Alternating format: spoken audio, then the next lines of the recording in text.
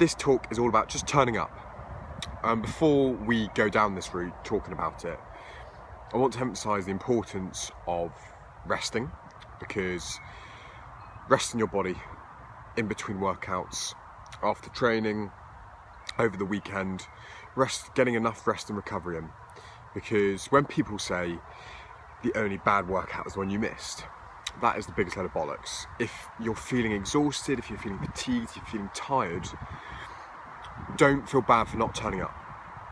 Because if you don't recover properly, that's only going to inhibit your performance, that's only going to inhibit your progress. So before I do start talking about just turning up, don't feel like you have to turn up when you're feeling under the weather physically. And I think mentally is an important one to talk about as well, because when you're feeling under the weather mentally and you're having a bit of a bad day, exercise, as we know, is a fantastic release. It's a fantastic escape. And when you do work out after not feeling great mentally in a day, you feel so much more energized. But we're going to talk about just turning up and how that can escalate into making you a real powerful force. And what I mean by that is, how you do one thing is how you do everything. And this is so true. And when we have our days when we can't be bothered, and fitness trainers, coaches, we all have our days where we cannot be bothered. And people who tell you otherwise are lying. And I don't know why they would lie to you in that way, but they are. We need to really focus on how you do one thing is how you do everything. And what do I mean by this? Well, say you come back from work and you're trying to lose weight, trying to lose body fat, and you're thinking after a long day's work, oh, I can't be bothered. You've had a long day, you're not feeling it. Okay, you don't turn up. Even though you know that workout was going to make you feel better, you don't turn up. Then once you get into that behaviour, it becomes a cycle where one triggers another missed workout and another missed workout, and before you know it, you're getting trapped into this cycle of always feeling like I can't be bothered, because when you've done it once, you're ingraining it into your brain that you're going to do it again, because what is going on inside your brain, as Seth Godin, a brilliant author, he describes it as the lizard in your brain, and this lizard in your brain is telling you to stay in your comfort zone, telling you to be comfortable where you are, and you need to fight that, because that's the easiest path. And we always adopt the easiest path. Thank you for tuning in, whoever's tuned in. We always adopt the easiest path. The lizard in your brain wants you to adopt the easiest path. So once you start to miss one workout, and when you know you could have gone, it's not a case of you need to rest, you know you could have gone. Once you miss one, before you know it, you will look back in a month and you would have missed far more than you'd wanted to. And especially when we start a new program, a fitness journey, when we're trying to lose fat, this is extremely important to understand. Because once we get further down the line, once you become a bit more experienced, and it's so ingrained into your habits, into your lifestyle, then that's slightly different. We'll get onto that in a little bit. But when you're starting off a fitness journey, once you start to accept the fact you can't be bothered and you don't turn up, even though when you could have, that becomes a very, very kind of conditioned behaviour in your mind that is acceptable and that's how it's going to be. And if you want to be serious enough, you've got to turn up when you don't feel like you have to or you want to. The people who get results, and even the most successful people in life, they're the ones who turn up more when they can't be bothered, when they're not feeling it, but they've made that commitment to themselves. So once you make that commitment to yourself, you have to stick to it. You can't give yourself an option to not stick to it. Because then what happens is when you come off it or you don't stick to it, when you made that commitment to yourself, you're ingraining it into your brain that I can't stick to anything. And then this increases our anxiety states. This increases a vicious cycle of mental health worries, thoughts and feelings. We start to create more self-doubt for ourselves. All these things start to spiral out because we feel like we can never commit to stuff. Whereas if you make or commit to yourself and say, I'm doing this. There is no option. You will do it. You will stick to it. Because you know that once you commit to something, you've done it. And then once you get to the end, say even if it's 4 weeks, you get to the end of that 4 weeks and you can look back and you say, I did it. And then once you know you've done it once, you know there's nothing that's going to stop you from doing it again. And then once you do it again, then when those tough times start to kick in, and those times when, you know, you're not feeling it and you think, I've been here before. And then when you know you've been here before many a times, it almost comes like, right, okay, you know how to tackle all those doubts, that lizard in your brain telling you to stop, to telling you to stick in your comfort zone. And the thing we find difficult to grasp is that, and we don't like to accept this, but it's true, we obviously like to stay in our comfort zones. And when we can't be bothered and when we don't turn up, we're staying in our comfort zone. So the more times we stay in our comfort zone over the more times we go out of our comfort zone to push ourselves when we feel like we can't be bothered, that ratio of being more in your comfort zone is not going to turn you into that machine of always turning up when you feel like you can't be bothered. And that is where the results come. If you think of all these people who get these great results, the number of times, and when they start their fitness journey, they make that commitment to themselves. The amount of times where they've felt, I can't be bothered, I don't want to be doing this, what am I doing? But they've made that commitment to themselves and they still turn up after a long days of work, or they fit it in their schedule because they've made that commitment to themselves. And then they get that cycle and believing in themselves more and more. They think, I can do this, I can do this. I've been here before, I've done this before. There's nothing, and that ingrains this resilience in your mind, thinking there's nothing stopping me. Like, dare to stop me. I've got my goal, I've got my end line where I can see where I'm going. No one is going to get in my way. And this is what it escalates into, this is what it churns into. But we don't understand this. And if many a time with my HIIT workouts, I love doing my HIIT workouts and we've created such community and it's been amazing. But sometimes I wake up and it gets to half an hour before and I'm just like, wow, okay, I'm not feeling this today. But I've made that commitment to myself and I'm not going to back out. And I made that commitment to other people, which leads me on to my other thing. It's creating that accountability.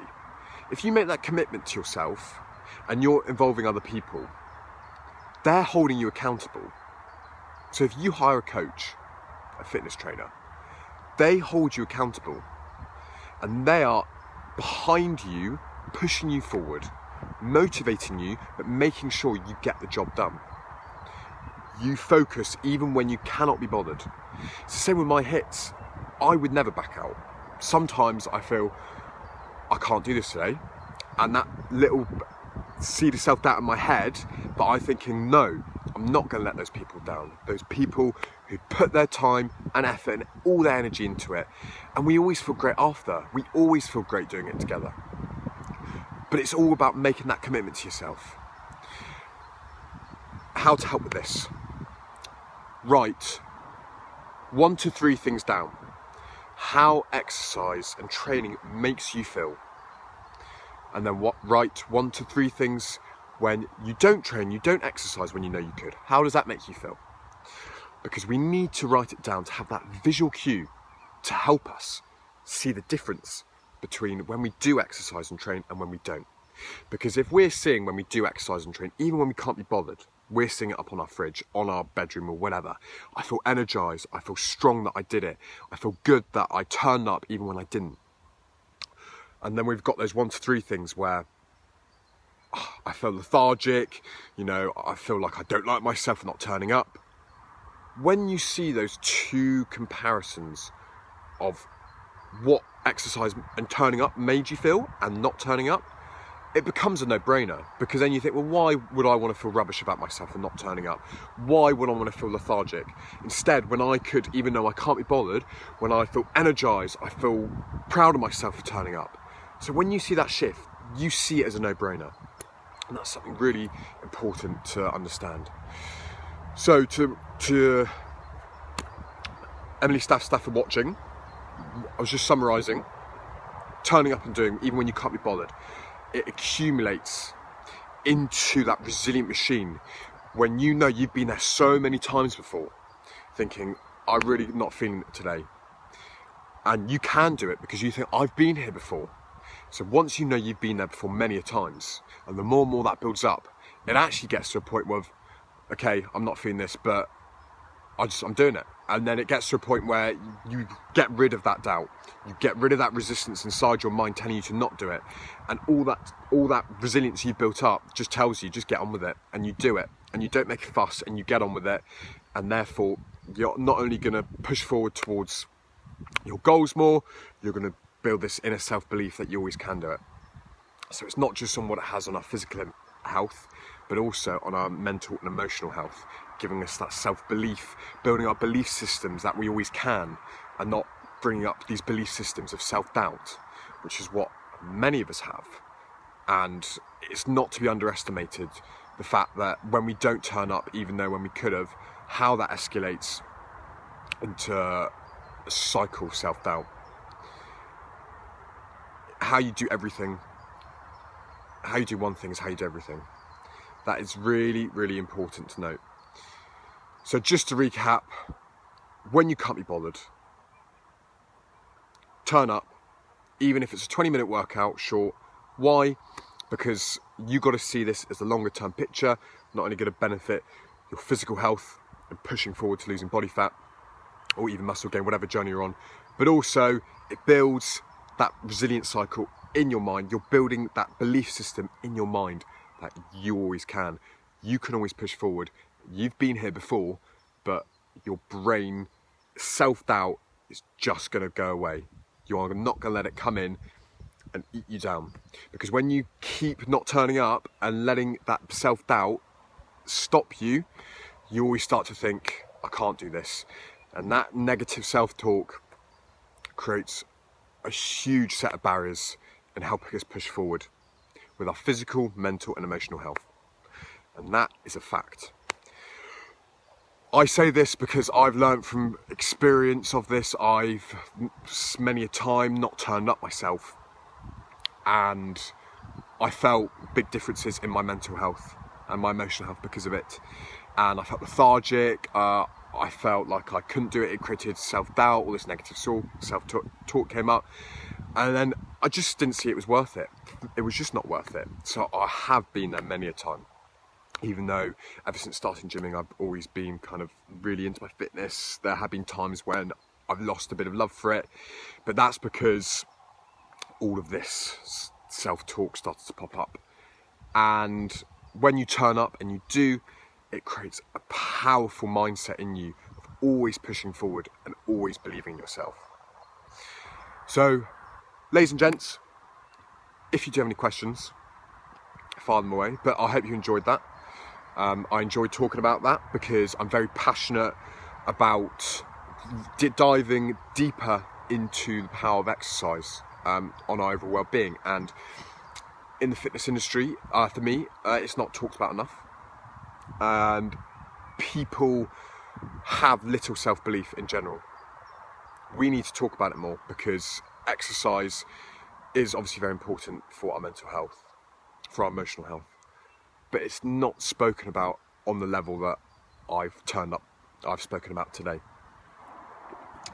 So ladies and gents, if you have any questions, I would be more than happy to answer.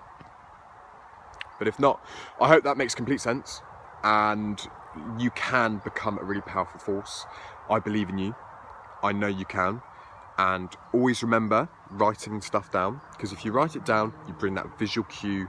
When you bring that visual cue, you're creating more accountability for yourself. You're making it easier for yourself. Whereas when you don't write it down, those thoughts are most likely to be forgotten, and all that self-doubt is going to creep back in, and it's when you're not going to turn up and you're not going to help yourself. So write stuff down to always help yourself. And when you help yourself, it's going to push you in the right step and making you a resilient warrior.